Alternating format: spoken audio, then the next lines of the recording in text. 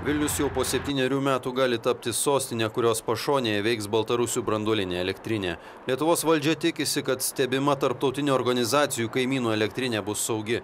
Tačiau šalies aplinkosaugos ekspertai susirūpinę ne tik dėl atstumo tarp Vilniaus ir būsimos elektrinės.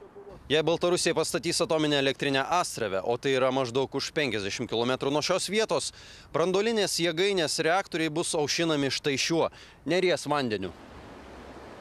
Upe per Vilnių ir visą Lietuvą iš Baltarusijos gali imti tekėti teršalai, nuogąstauja aplinkosaugininkai. Mes kalbame ne tik apie galimą taršą radionuklidais, kur mokslininkai teigia, kad ji bus bet kuriuo atveju neišvengiama, nes radionuklidai gali patekti ne tik tais, galimas, kaip sakyti, tiesiai iš reaktoriaus į aplinką, jie gali patekti, pavyzdžiui, skalbiant darbuotojų drabužius, jie gali patekti su buitinėmis nuotiekomis. Baltarusijos pareigūnai atsakingi už naujos atominės elektrinės saugumą ir poveikį aplinkai tokias baimės vadina nepagrįstomis. Если какая-то возможность, что вода будет загрязнена радиоактивными веществами?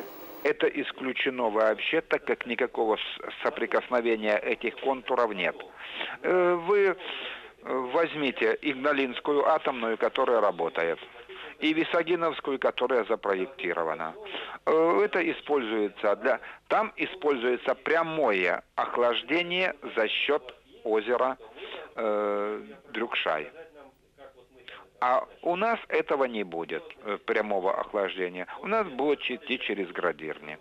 Tačiau Baltarusijos pareigūnai neneigia, kad aušinant reaktorius iki 5 laipsnių gali šilti upės vanduo. Pakilusi temperatūra taip pat padidina medžiagų apykaitą žuvų, o tuo metu maitinimosi ištekliai ekosistemoje yra riboti. Ir realiai mes galime kalbėti apie tokią situaciją, kad sušilęs vanduo verčia žuvis norėti daugiau valgyti, tačiau joms galbūt maisto užtenka tik tais energijai palaikyti, tačiau nebeužtenka ikrams subrandinti.